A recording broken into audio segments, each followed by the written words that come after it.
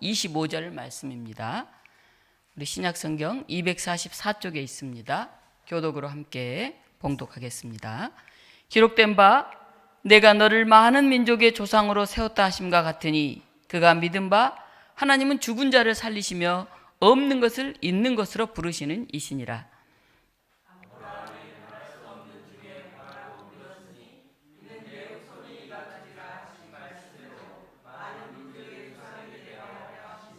그가 백세나 되어 자기 몸이 죽은 것 같고 사라의 태가 죽은 것 같음을 알고도 믿음이 약하여지지 아니하고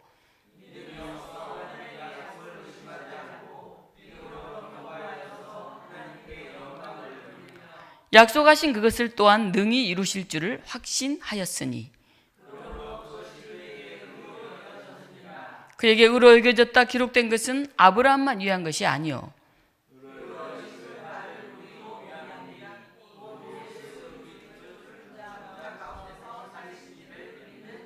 함께 읽습니다. 예수는 우리가 범죄한 것 때문에 내줌이 되고 또한 우리를 의롭다 하시기 위하여 살아나셨느니라. 아멘. 오늘 이 본문을 가지고 신앙인의 믿음이라고 하는 제목으로 하나님 말씀 증언합니다. 예수님을 그리스도로 영접한 사람을 가리켜서 우리가 언약 백성이라고 그렇게 부릅니다. 언약 백성이란 것은 하나님의 은혜로운 약속을 받은 사람들이다 하는 뜻입니다. 또 다른 한편으로는 받은 그 은혜가 우리의 인생을 이끌고 간다 하는 뜻입니다.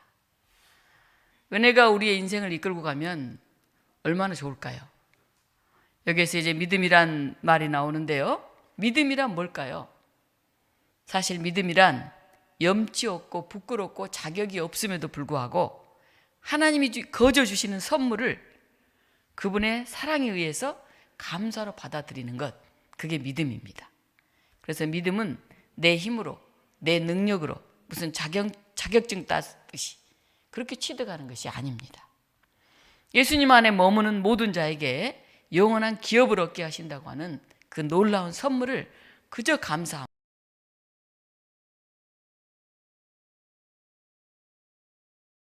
성도들 중에는 시간이 흘러갈수록 믿음이 더 굳건해지고 그 마음 씀씀이가 믿음과 사랑과 소망의 정신으로 튼실해져 가는 그런 사람들이 많이 있습니다. 그런가 하면 신앙의 연륜은 점점 쌓이는데 믿음은 오히려 흔들리고 조금씩 약해져 가는 그런 사람도 있습니다. 우리가 여러 해를 이렇게 거듭하면서 보면 상승곡선을 그리면서 믿음이 점점 이렇게 좋아지는 사람이 있는가 하면 믿음이 그냥 밋밋하게 어떨 때 하얀 곡선을 그리는 사람도 있습니다. 우리 독립교우 여러분들 어떤가요? 내 믿음은 상승곡선을 그리면서 올라가고 있다 이런 생각이 드십니까? 아니면 그냥 정체되어 있거나 조금 내려간 것 같다 하는 생각이 드십니까? 오늘 본문에서 바울은 아브라함의 믿음에 대해서 이야기를 하고 있습니다. 아브라함의 인생에서 정말 믿음이 좋았던 것 같은 사건 두 가지를 얘기하라고 그러면 여러분은 무엇을 얘기할 수 있겠습니까? 네, 이삭을 바친 것. 그렇죠. 대단한 사건이죠. 아들 이삭, 백세 아들 이삭을 하나님께 제물로 바친 것. 또 뭐가 있을까요? 하나 더 찾는다면. 네. 고향과 아비집을 떠나서 하나님이 약속하신 그 땅으로 가는 것. 지금이야 뭐 여행 가면 좋죠. 근데 그 당시는 살던 곳을 떠나서 낯선 곳으로 간다는 것은 죽음과도 같았거든요. 마실 물이 없고 맹수들이 있고 언제 어디서 주변 불악 사람들이 자신을 죽일지 모르고. 그런데 믿음으로 창세기 10장 보면 75세 아브라함이 그 길을 떠났습니다. 그리고 창세기 22장에 보면 100세가 넘은 아브라함이 내 아들 이삭을 데리고 모리아 땅으로 가서 그를 번제로 드려라 하는 하나님 말씀에 순종했습니다. 이 두 가지가 아브라함의 큰 믿음이죠. 오늘 바울은 로마서 4장 18절에서 이렇게 말합니다. 아브라함이 바랄 수 없는 중에 바라고 믿었으니. 네.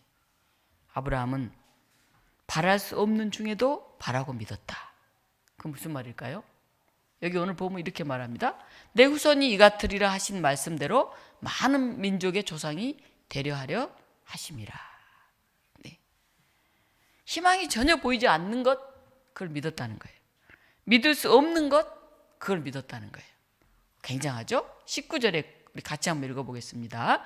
그가 100세나 되어 자기 몸이 죽은 것 같고 사라의 태가 죽은 것 같음을 알고도 믿음이 약화해지지 아니하고. 100살이 되면 이제 아이 낳기가 어렵죠. 특히 여성은 생리가 끊어졌어요. 그런데도 아브라함은 그 마지막 믿음은 가지고 있었다. 이렇게 나와 있습니다. 그가 현실을 몰라서가 아니에요. 그는 알았잖아요. 이미 죽어있는 자신의 몸과 사라의 태가 죽은 상태인 걸 그건 알았잖아요.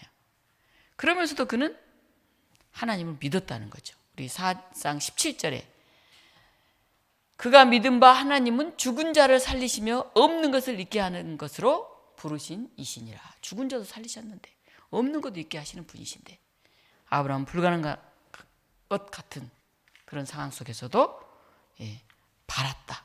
그리고 믿었다. 이렇게 되어져 있습니다. 근데 아브라함의 이런 믿음은 하루아침에 이루어진 게 아니에요. 아브라함이 75세 때 부름을 받았죠. 그로부터 5, 6년이 지나서 아브라함 나이가 80이 넘었어요. 그러면 5년이나 지났는데 어때요? 아직도 아이가 없어요. 자기 몸에.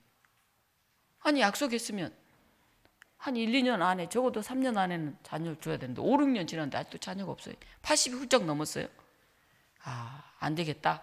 그래서 자기의 상속자로 자기의 몸종 엘리에셋을 세우려고 했어요. 근데 하나님이 찾아오셔서 말씀하십니다. 하늘 우러러 무뼈를 셀 수 있나 보라. 내 자손이 이와 같으리라. 다시 하나님은 언약을 체결하세요.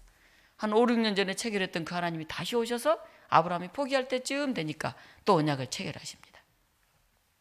어떻게 보면 아니 5년 전에 약속하시고 지금까지 아무 얘기 없다가 내가 이제 포기하고 우리 종에게 상속자를 삼으려고 그러니까 이제 갑자기 오셔가지고 또 뭐 자손이 이렇게 많아진다고요?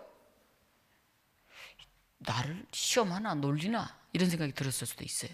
근데 아브라함은 그 말씀을 믿었다. 그렇게 나와 있습니다. 근데 이 믿음이 영원한 게 아니에요. 또 이제 시간이 지나간 또 한 5년이 지났어요. 근데 또 아무 몸에 아이가 태어나질 않는 거예요. 10년이나 지났죠. 75세부터 하면. 그래서 아내 사라가 자기의 여종 하갈을 아브라함에게 첩으로 줍니다. 10년이나 지났으니까 약속하고. 그 정도면 이제 그 애기 없다고 봐야 되는 거 아니에요? 75세 때 약속했는데 86세가 됐는데. 하갈과 아브라함 사이에 아이가 생겨서 이듬해 아들을 낳았는데 그때 아브라함 나이는 86세였습니다. 그리고 또 13년이 지났어요. 이제 99세예요. 하나님이 또 찾아오셨어요. 여러분 75세 때 약속하고 5년간이나 빵꾸 내고 80세 넘어서 또 오셔서 또 약속을 말만 하고 또 부도수 펴내고 그래서 어쩔 수 없이 첩을 통해서 이스마엘이라고 하는 애를 하나 얻었는데 이제 또 그 뒤로 13년이나 지나가지고 99세 이제 내년에 100세 되는데 그때 또 하나님이 찾아오셔서 또 하나님 말씀하십니다. 내가 그에게 복을 주어 그가 내게 아들을 낳아주게 하며 내가 그에게 복을 주어 그를 여러 민족의 어머니가 되게 하리니 민족의 여러 왕이 그에게서 나리라.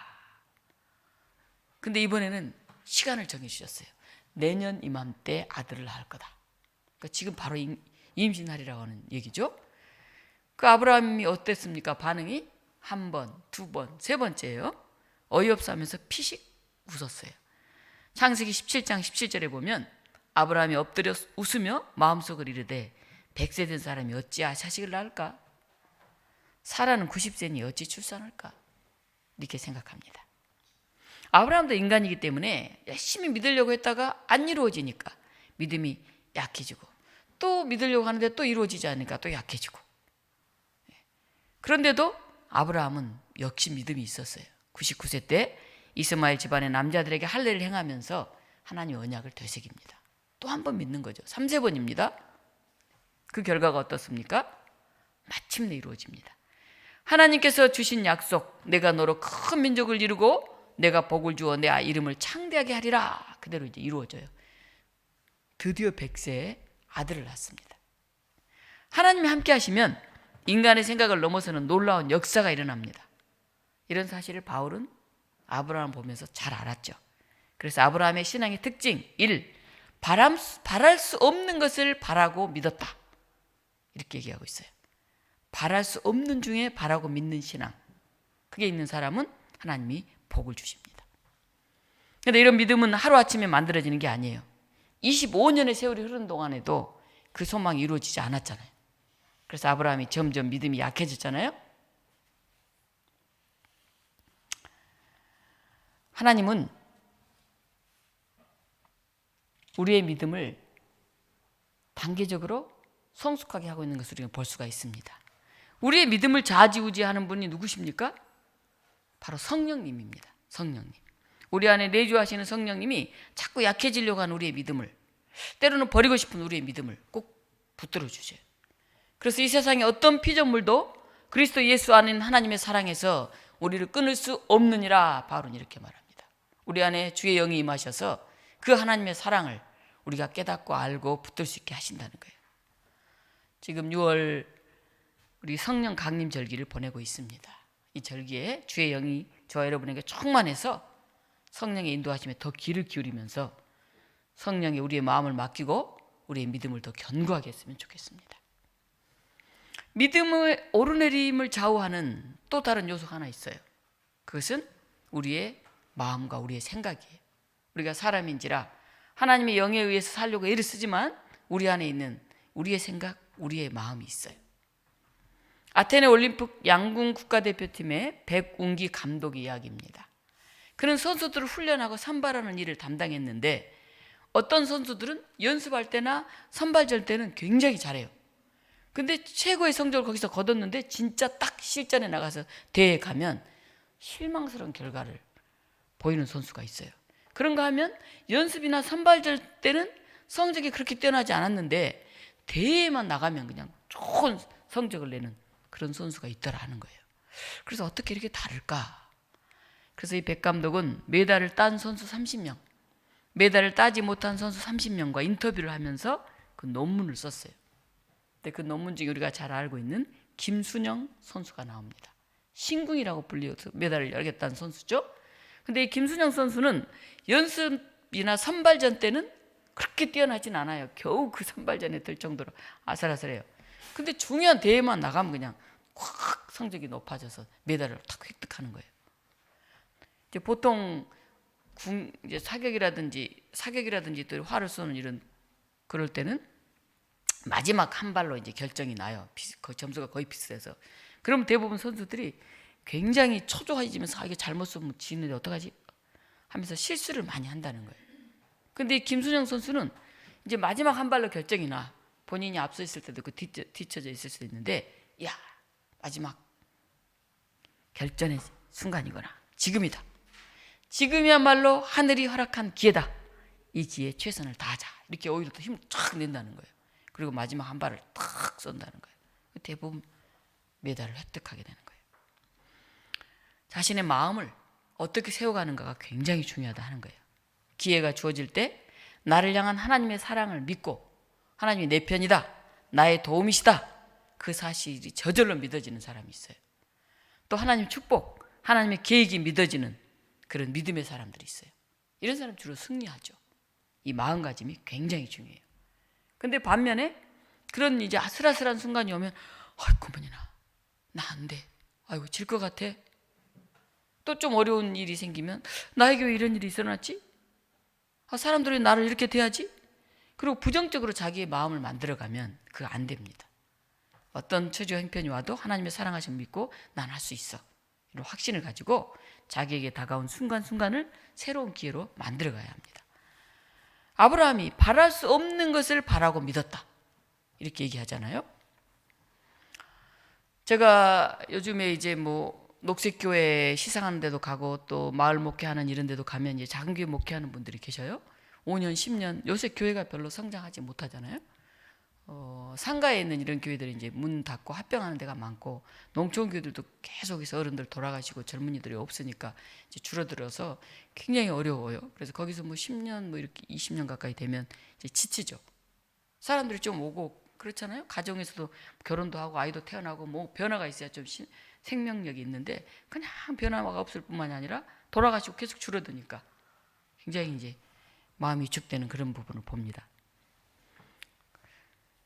우리 교회도 뭐 크게 변화가 있지는 않잖아요. 막 성장을 한다든지 한 30명 정도는 훅 넘어갔으면 좋겠는데 만만치 않잖아요. 네.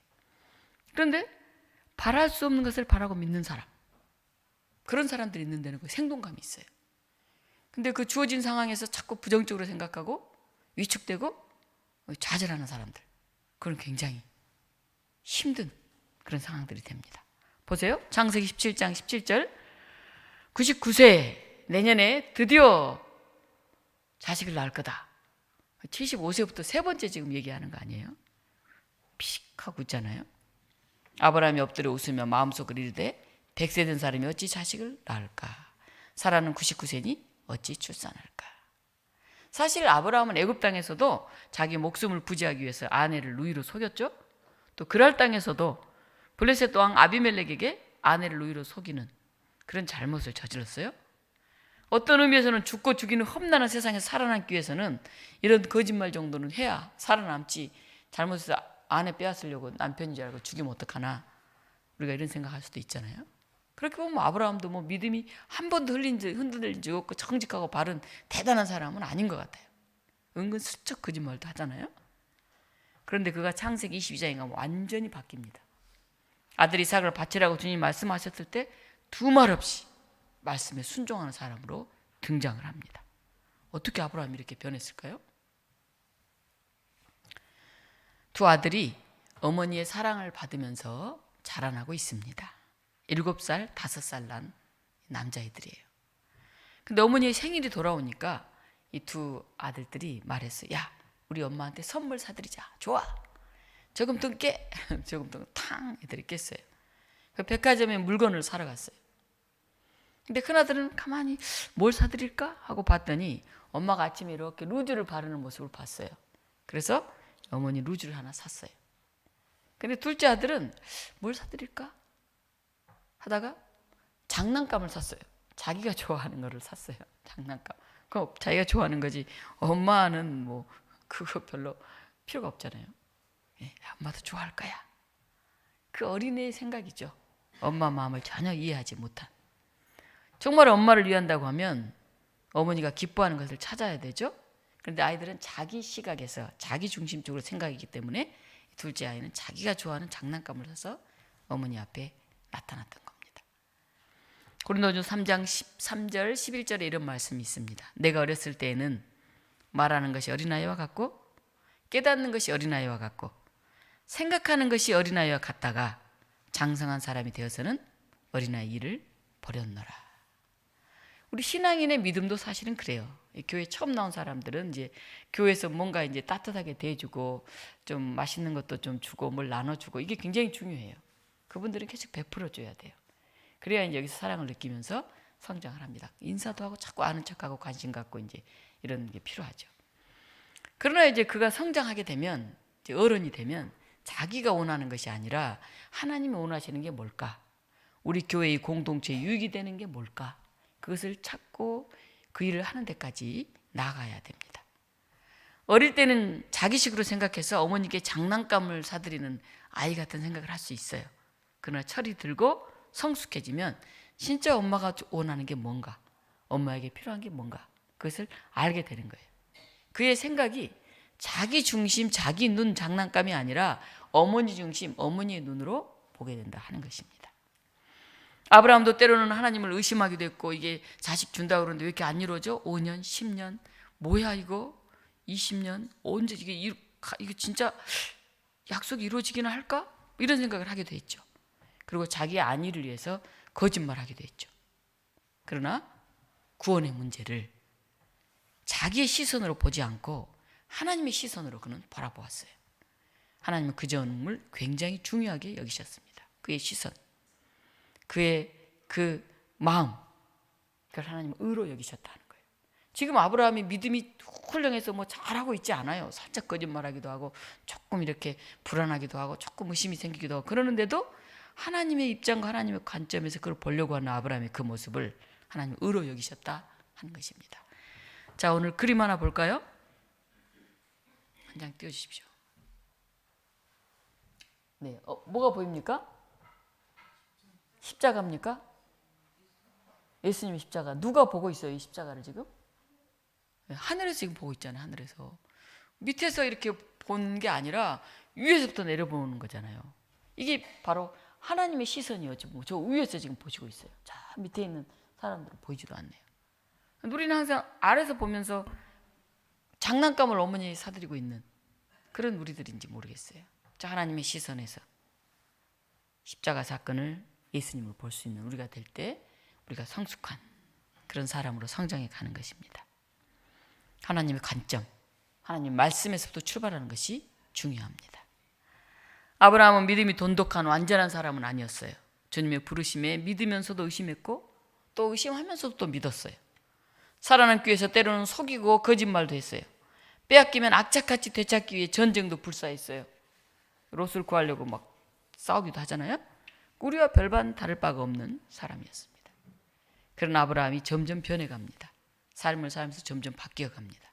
자신의 시선이 아닌 하나님의 시선에서 바라보면서 겸손하게 순종하고 따르는 사람이 되었습니다. 그래서 그는 심지어 백세 얻은 그 아들까지도 바치는 그런 온숙한 믿음으로 성장하게 된 것입니다. 엘프리드 월리스라고 하는 이 자연과학 수필에 나오는 고전적인 이야기가 있어요. 누에가 있잖아요. 누에고치. 거기서 나방이 나오려면 여기 번데기에서 고치를 뚫고 나와서 나비로 변하는 과정. 이게 굉장히 단단해요. 나방이 고치를 뚫고 나오려면 조그만 바늘만한 틈이 하나 있는데 거기서 나방이 이렇게 나오기 시작하는데 꼬박 한나절이 걸려요. 한나절이. 엄청나게 고생하는 하루 거의 걸리는 거죠. 그래서 이렇게 가만히 한 아이가 보니까 거기서 뭐가 나오려고 꼼틀꼼틀 너무너무 애쓰는 거예요. 그래서 가서 그냥 그 고치를 쫙 이렇게 살짝 터졌어요. 쑥 나올 수 있도록. 그러니까 이제 바로 나왔잖아요. 터졌으니까. 그런데 좁은 구멍에서 어렵게 나온 나비는 영롱한 빛을 내면서 나는데 그냥 찢어져서 축 이렇게 나온 나방은 날지 못하고 툭 떨어져 죽었어요. 왜 그런지 살펴봤더니 좁은 구멍에서 나오려고 그렇게 발버둥과 몸부림을 치면서 이 나방을 강하게 만드는 거예요.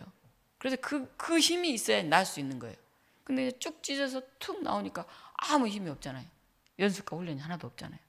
그러니까 날개 근육이 하나도 안 생겨서 툭 떨어져 죽게 된 거예요.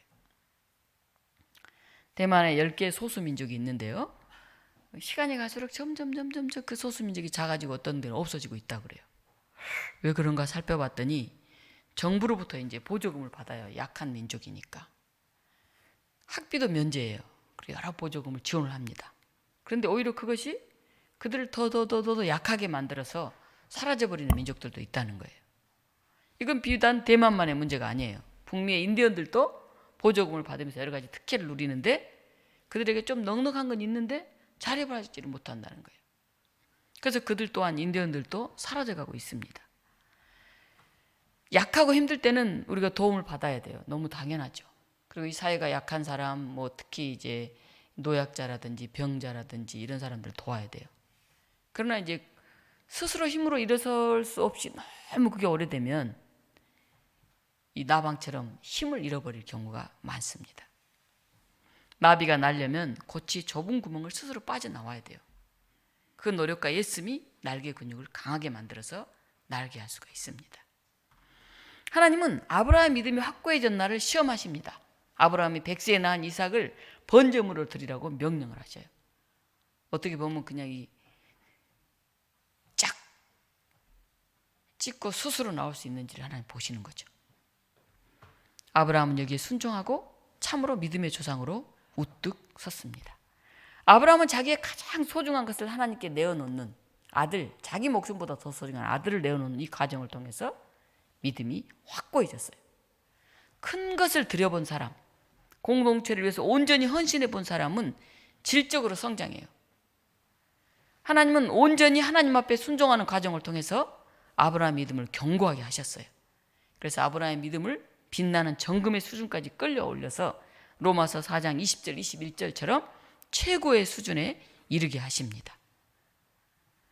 20절 믿음이 없어 하나님의 약속을 의심하지 않고 믿음으로 견고해져서 하나님의 영광을 돌리며, 믿음이 없어 하나님의 약속을 의심하는 사람이 아니라 믿음으로 견고해져서 하나님께 영광을 돌리는, 그리고 약속하신 그것을 능히 이루실 줄을 확신한 그런 믿음으로 성장을 합니다. 이걸 공동번역에 보면 20절을 그는 끝내 하나님의 약속을 믿고 의심하지 않았습니다, 이렇게 되어 있는데요. 이걸 문자 그대로 해석하면 아브라함은 하나님이 시키는 대로 할까 말까 가늠하거나 견주어 보거나 재어보지 않는 이제 확고한 믿음의 사람이 되었습니다, 그런 뜻입니다. 우리는 어떻게 생각하냐면요, 믿음이 있어야 하나님께 영광을 돌릴 수 있다, 이렇게 생각해요. 그런데 여기서 하나님께 영광을 돌렸다, 이 동사는 과거 분사예요. 과거 분사. 이게 지금 믿음이 있어서 하나님께 영광을 돌릴 것이다가 아니에요. 이미 하나님께 영광을 돌렸어요. 믿음이 안전하지 못했던 그때부터 먼저 하나님의 약속을 바라보면서 하나님께 영광 돌리는 삶을 살아왔다는 거예요. 아직 믿음이 부족해도, 고민이 돼도. 그런 삶을 계속 살아가다 보니까 의심하지 않게 되었다는 거예요. 그리고 더 믿음이 굳세어졌다는 거예요. 아브라함은 약속하신 분이 사람이 아닌 하나님이라는 것을 알았고, 하나님은 능히 그것을 이루신다고 확신을 했어요. 우리가 반대로 생각하면 안 돼요. 내가 믿음이 있어야, 예를 들면 11조 생활을 하지, 내가 믿음이 있어야 교회 봉사를 하지, 믿음이 있어야 하나님께 영광을 돌리지, 아니에요. 하나님의 약속의 말씀을 따라서 봉사하고 헌신하고 봉헌생활 제대로 하고 자기 자리를 제대로 지키고 이렇게 하나님께 영광 돌리게 살다 보면 어느덧 나에게 믿음이 확고해졌다 하는 것을 깨닫게 됩니다. 창세기 23장 보면 아브라함의 아내 사라가 127세로 죽습니다. 아브라함은 다시 장가를 가요. 창세기 25장 보면 새 장가를 간 그는 아들 6명을 연달아서 낳습니다. 99세가 되었을 때 하나님의 말씀을 들으면서 이제 소망이 없느니 뭐 죽은 것과 같다느니 이렇게 능청을 떠는 아브라함이 130세가 넘어서 아들 6명이나 더 낳은 거예요. 불가능한 일들이 믿음 안에서 이루어진 것을 우리가 볼 수가 있습니다. 어제 우리 김부신 권사님이 교회 오셔가지고 교회 전도지를 좀 만들었으면 좋겠다 그래요. 그러더니 예쁜 메모지 세트를 한 박스를 가지고 오셨어요. 거기에 이제 독립교회라고 이름을 좀 넣어서 돌리고 싶다는 거예요. 그 마음이 얼마나 귀하고 감사했는지 몰라요. 우리 교회를 자랑하고 알리고 싶은 마음이 중요해요. 그게 없으면 이미 진 거예요. 이미 시작도 못하는 거예요. 그런데 오늘 아브라함은 그렇잖아요. 불가능한 것 같은데, 희망이 없는 것 같은데 아브라함은 그것을 보고 시작하잖아요. 그 출발이 가장 중요해요. 바랄 수 없는 것을 바라고 믿었다. 이런 믿음이 있는 우리 독립문 교우들이 많았으면 좋겠어요. 우리 교회를 자랑하고 알리고 싶고 우리 교회 성장을 위해서 소망을 가졌으면 좋겠어요. 우리 교회 너무 높아, 뭐 주차장이 없어, 뭐 젊은 사람이 부족해, 이렇게 하고 마음을 자꾸 부정적으로 생각하면 될 일도 안 돼요. 선교사들은 오지에서 때로는 순교를 당하면서 전혀 불가능한 상태에서 복음을 전했잖아요.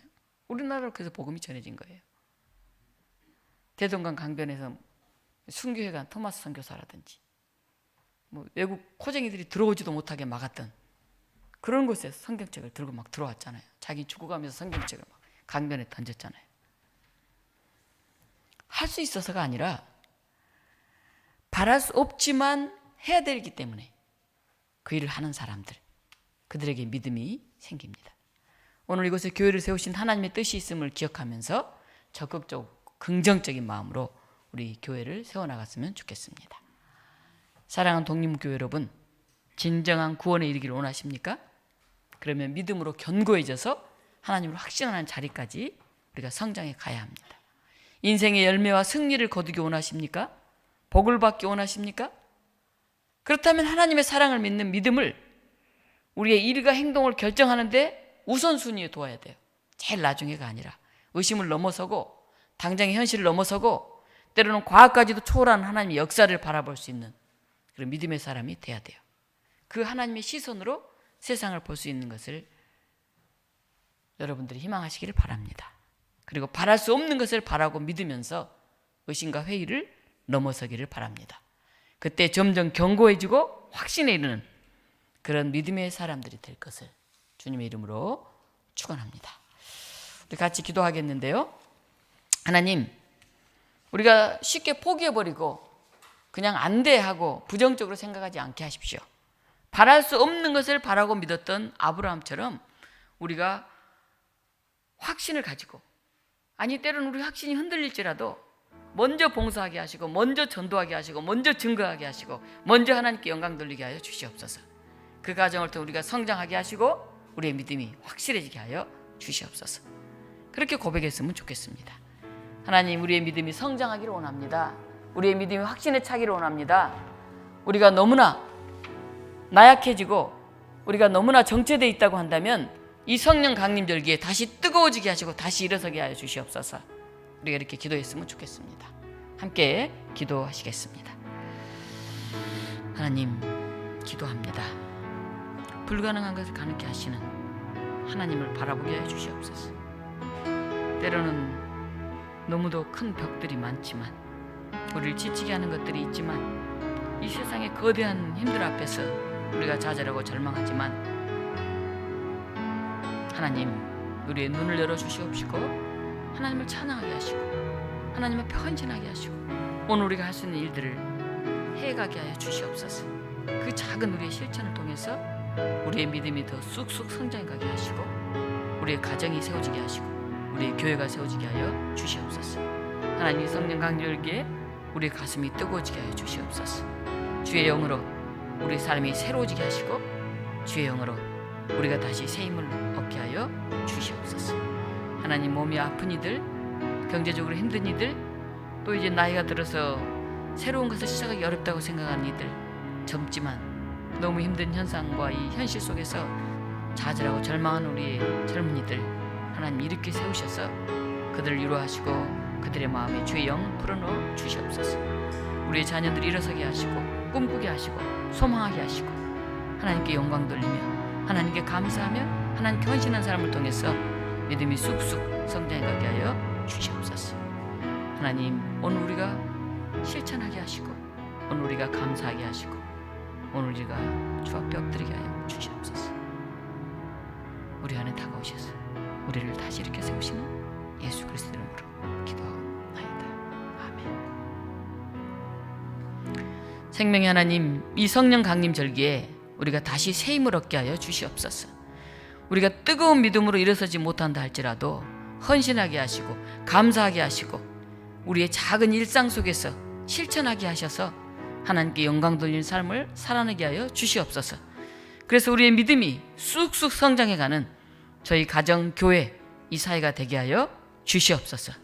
우리 안에 임하셔서 불가능한 걸 가능하게 하시고 우리를 믿음 안에 세워주시는 예수 그리스도 이름으로 기도하옵나이다. 아멘. 말씀 송 함께 부르시겠습니다.